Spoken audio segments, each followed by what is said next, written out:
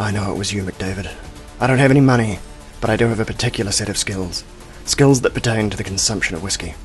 If you return the tankard, then this will be the end of it. If you do not, then I will find you and I will drink you.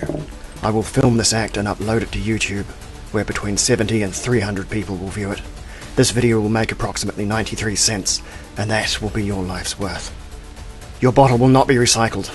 I will dispose of it improperly in my general rubbish, where it will spend an endless existence among compostable dog poo bags and cat litter. If this bottle is discovered, the council will affix a yellow sticker to my rubbish, indicating that I have not been good. And every time I see it, I'll remember what I did to you. Now give me back my tankard!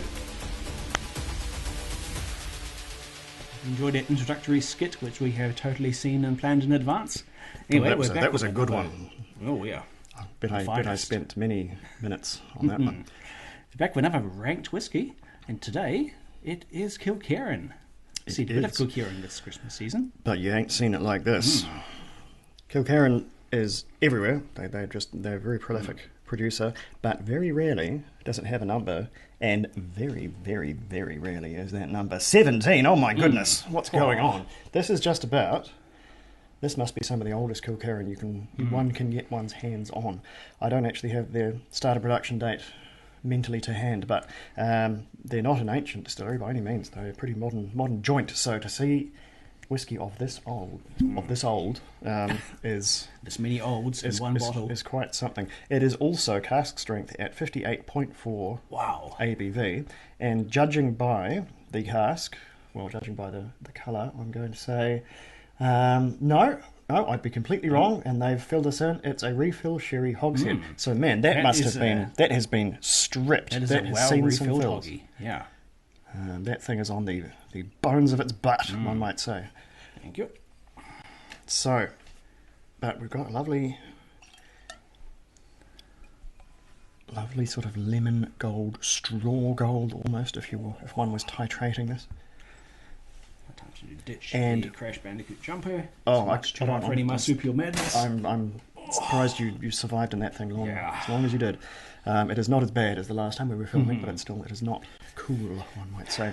So exactly what this is going to be like, I have no idea. I've had no contact with this whiskey or any Kilkerran remotely this old. I've had the 12-year-old, and I thought, but yeah, this will be truly something else, and it will be, apropos of even tasting or nosing it, really interesting, because with a cask this bare bones, this stripped, we're going to see a lot of spirit character from Kilkerran and a lot of age as well. So it's going to be an old whiskey without a lot of wood going on, and those can be some of the most fascinating ones. Now this is a bit of a special release. This was for the 20th anniversary of the Glengyle Distillery's opening. So it opened in 2004, and this was a June 2024 bottling, a May 2007 distillation, specially bottled for Whiskey Galore, our own suppliers of all things excellent in whiskey.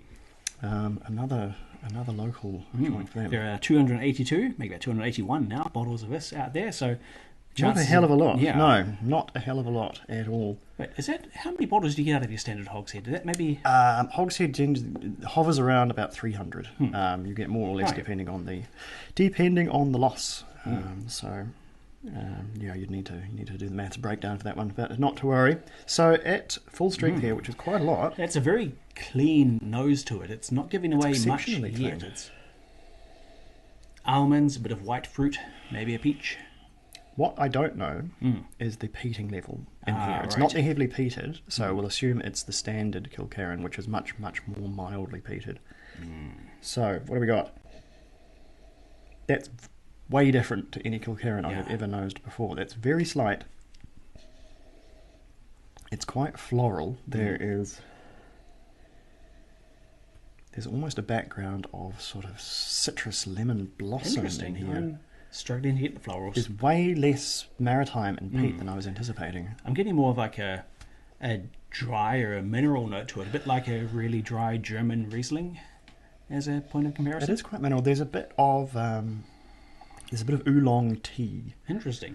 Wait, that's not the smoked one, is it? No, that's Lapsang Souchong. Yeah, okay, that is not the one. Oolong is the one I mean. Sort of a white tea almost.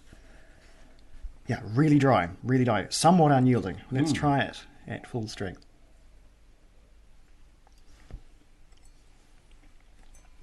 Oh, that is there's hot.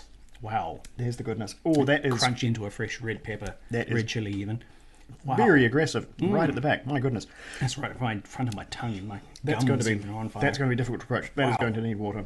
That is, in terms of people call it a chili pepper catch. Yeah. It's often referred to with Talisker as sort of a catch. It's sort of a textural note that you kind of feel rather than taste.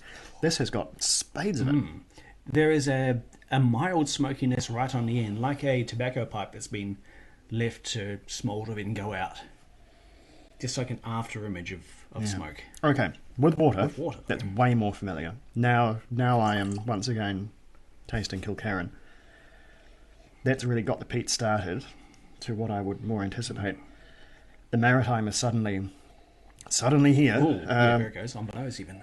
And then the more subtle, that white tea and floral has. They're probably still there, but they will be hiding behind the big peat and Maritime. It's kind of minerally peat for It's me. very mineral. See. It has less of the because it's the salt and vinegar chips. It's the tang I always get from Kilkerran, and that is less evident. But given the age, that will have had a lot of time to sort of cool off.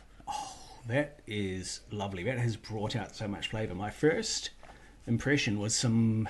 This is going to sound stupid, like I'm talking out of somewhere, but it's not my face. And we frequently do. So.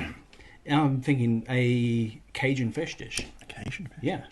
Okay. Like a seared fish with Cajun spice. It's got there's a little bit of the fishy oiliness Well, that gives us the... and a blend of spices, a bit of char, or maybe you've lightly burned.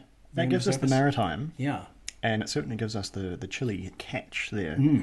Which is much more mild now. It's gone kind of fruity the way a good chili dish can. Cannot believe how much water has transformed this whiskey. It was such an alien thing before I put it in, and now suddenly it's Kilkerran to a fault. It's just unlocked the door. Like I'm going to unlock my head by taking this unseasonably hot soda hat off. All right. That's smashing though. This is like a masterclass in a slow burn whiskey, just extracting the goodness from a fairly well used cask, but just giving it the time and space it needs to breathe. Yeah, I'm going to really take get the remaining a flavour radical in that step water. here, Add even more water, and going to bet on it getting even better at what's going to be better quite a follow suit. low ABV. Actually, I think this one might have legs. Yeah, I can Look see the at that. cloudiness. Look at that, disgusting. Yeah, this whiskey looks downright despoiled with all that cloud, but that's a good indicator of the goodies that are in there. And yeah, now that's brought back some of the fruit, some of the herbals. Yep, fruit and herbs. It's got a real herb liqueur note to it now. This is giving me Horrorata Highland Games Highland Park vibes of that whiskey, that the immortal whiskey that you could just we were putting water in that thing until it became like a homeopathic whiskey, and yet it was still the only time every time. It was the only time homeopathy ever worked. It was that powerful. This is very similar in that this whiskey should be drowning. Yeah, but the peat is so mild now. There's loads of honey and florals and fruit coming through now. This is a really sweet and lively. Yeah, this is going to be whiskey. Real hard to rank. And not just because the list is getting pretty sharp now, but my goodness. Look at our rankings. Because this is a particularly tortured whiskey to rank because it is technically exceptional. Yeah. But it's also extremely unyielding. It is given how spirit driven it is, given how Spartan that cask was, there's not much a suggestion of richness here. It's not a giving whiskey. It's a whiskey that you have to.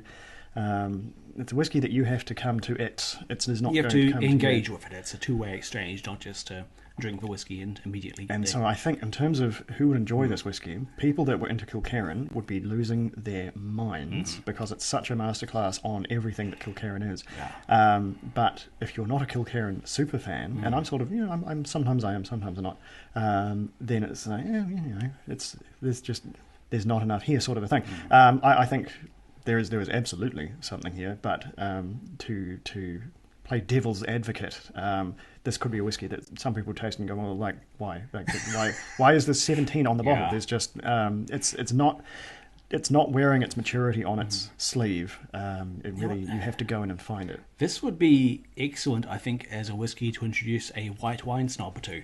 Potentially. Imagine that first sip at full strength, their heads would explode, and then once the smoke had cleared, you'd start adding incrementally a little more water, until as the whiskey gradually opens up, comes to life, till eventually they're tasting something which has a lot of the same tasting notes as a smorgasbord of excellent dry white wines. All right, one more tasting note, which has just struck me before we attempt the impossible task of ranking this one. Mezcal. Interesting. With all this, I see what you mean. With all of the herbal and some slight fruitiness, and the smoke and the salt, suddenly it is really striking me as a very, very mildly aged mezcal. Yeah, there's like a hint of a black pepper note, which I find so compelling in Tequila Blanco. So anyway, do with that what you will, and we shall do what we are able to. Okay. Well, this is certainly tough. a high scorer.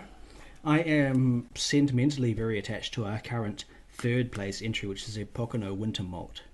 I would personally rate this one right in between the Adelphi Kalila and Pocono.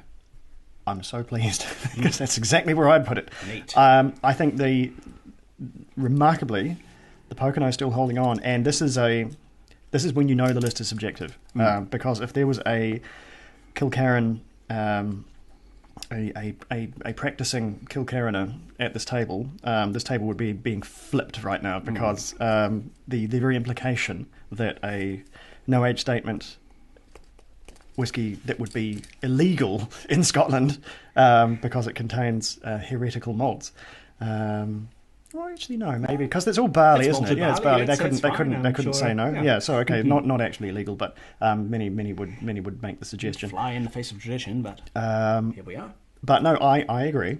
The Pocono had an X factor, which just picks it up above this, despite on paper that sounding insane. This is I respect this whiskey, but I would have to be more of a Kilkerran nutcase to go bananas. Besides, what we're doing here is we're not picking which are the good whiskies and everything else is bad out of this lineup. No, we have a selection of expertly curated whiskies gathered and owned by a proper connoisseur. So we're trying to take 12 whiskies which are extremely good in their own way already and trying to establish an order out. I think we got really lucky here that no one was a particular follower of Kilkerran, or that one would have been really, really hard. So that's all right.